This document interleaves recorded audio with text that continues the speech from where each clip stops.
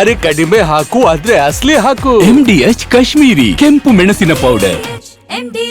ಸದನದಲ್ಲಿ ಅಶೋಕ್ ಮಾತನಾಡ್ತಿದ್ದಾರೆ, ಬನ್ನಿ ನೋಡೋಣ. ಹಿರಿಯ ಕಾಂಗ್ರೆಸ್ ಪಕ್ಷದ ನಾಯಕರು, ಅನುಭವ ಸಂಪನ್ನರು, ರಾಜಕಾರಣಿ ಮತ್ತು ಸಮಾಜಮುಖಿ ಚಿಂತನೆ ಮಹಾನ್ ನಾಯಕ ಶ್ರೀ ಶಾಮನೂರು ಶಿವಶಂಕರಪ್ಪ ಅವರು 6 ಸಾರಿ ವಿಧಾನಸಭೆ ಸದಸ್ಯರಾಗಿ, ನಮ್ಮ ಜೊತೆಯಲ್ಲಿ 1 ಸಾರಿ ಲೋಕಸಭಾ ಸದಸ್ಯರಾಗಿ, ಅವರ 50 ವರ್ಷಗಳ ಸುದೀರ್ಘ ರಾಜಕೀಯ ಜೀವನದಲ್ಲಿ ವಿದ್ಯಾಸಂಸ್ಥೆಗಳಿಗೆ ಹೆಚ್ಚು ಒತ್ತು ಕೊಟ್ಟು ಬಾಪೂಜಿ ಹೆಸರಲ್ಲಿ ವಿದ್ಯಾಸಂಸ್ಥೆಯನ್ನು, ಮೆಡಿಕಲ್ ಕಾಲೇಜು, ಇಂಜಿನಿಯರ್, ನಾನಾ ಥರದ ಒಂದು ಕಾಲೇಜುಗಳನ್ನು ತೆಗೆದು ಆ ಭಾಗದ ಸರ್ವರಿಗೂ ಕೂಡ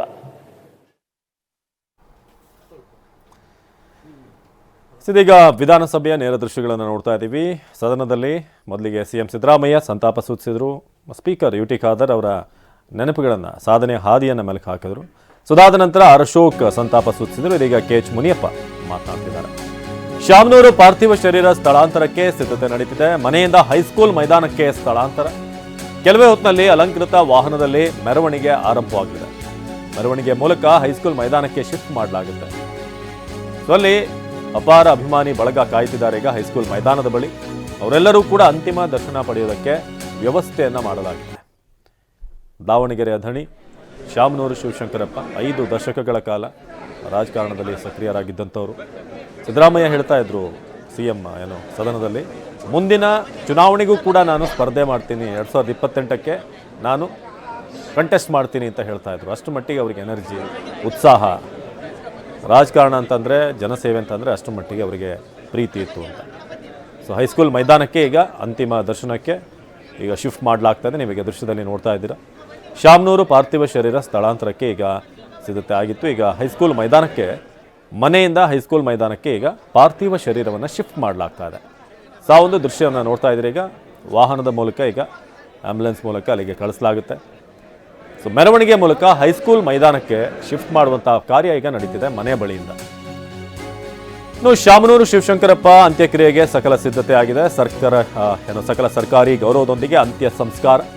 ಸಂಜೆ 5 ಗಂಟೆ ಬಳಿಕ ಶಾಮನೂರು ಅಂತ್ಯಕ್ರಿಯೆ.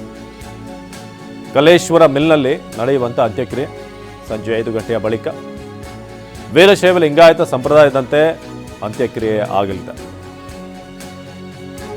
ಶಾಮನೂರು ಶಿವಶಂಕರಪ್ಪ ಅವರ ಅಂತಿಮ ದರ್ಶನಕ್ಕೆ ಸಾಕಷ್ಟು ಗಣ್ಯರು ಆಗಮಿಸುತ್ತಿದ್ದಾರೆ. AICC ಅಧ್ಯಕ್ಷ ಮಲ್ಲಿಕಾರ್ಜುನ ಖರ್ಗೆ, DCM DK ಶಿವಕುಮಾರ್, ಇನ್ನೊಂದು ಕಡೆ CM ಸಿದ್ದರಾಮಯ್ಯ, ಇವರೆಲ್ಲರೂ ಕೂಡ ಅಂತಿಮ ದರ್ಶನ ಪಡೆಯುವಂಥದ್ದಿದೆ. ಸಕಲ ಸರ್ಕಾರಿ ಗೌರವದೊಂದಿಗೆ ಒಂದು ಸಂಸ್ಕಾರ ಅದು ನಡೆಯುತ್ತೆ ಸಂಜೆ 5 ಗಂಟೆಯ ಬಳಿಕ. ನೀವೀಗ ದೃಶ್ಯದಲ್ಲಿ ನೋಡ್ತಾ ಇದ್ದಾರೆ, ಒಂದು ಕಡೆ ಮನೆಯಿಂದ ಅವರ ಪಾರ್ಥಿವ ಶರೀರವನ್ನು ಹೈಸ್ಕೂಲ್ ಮೈದಾನಕ್ಕೆ ಶಿಫ್ಟ್ ಮಾಡ್ತಿರುವಂಥ ಸಂದರ್ಭ. ಇನ್ನೊಂದು ಕಡೆ ಕಲ್ಲೇಶ್ವರ ಮಿಲ್ ಬಳಿ ಅಂತ್ಯಕ್ರಿಯೆ ಆಗಬೇಕು, ಅದಕ್ಕೆ ಬೇಕಾದಂಥ ಸಿದ್ಧತೆ ನಿನ್ನೆ ರಾತ್ರಿಯಿಂದಲೇ JCBಯನ್ನು ತರಿಸಿ ವೀರಶೈವ ಲಿಂಗಾಯತ ಸಂಪ್ರದಾಯದಂತೆ ಅಂತ್ಯಕ್ರಿಯೆ ನೆರವೇರಲಿದೆ. ಶಾಮನೂರು ಶಿವಶಂಕರಪ್ಪ ಅಂತ್ಯಕ್ರಿಯೆಗೆ ಸಿದ್ಧತೆ. ಕಲ್ಲೇಶ್ವರ ಮಿಲ್ ಬಳಿ ಕೂಡ ಅಂತ್ಯಕ್ರಿಯೆಗೂ ಮುನ್ನ ಅಂತಿಮ ದರ್ಶನಕ್ಕೆ ಅವಕಾಶವನ್ನು ಕಲ್ಪಿಸಲಾಗುತ್ತೆ. ಸಾಕಷ್ಟು ಗಣ್ಯರು, ಅವರ ಸ್ನೇಹಿತರ ಬಳಗ, ಉದ್ಯಮಿಗಳು ಎಲ್ಲರೂ ಕೂಡ ಅಂತಿಮ ದರ್ಶನ ಪಡೆಯುವಂಥ ನಿರೀಕ್ಷೆ ಇದೆ.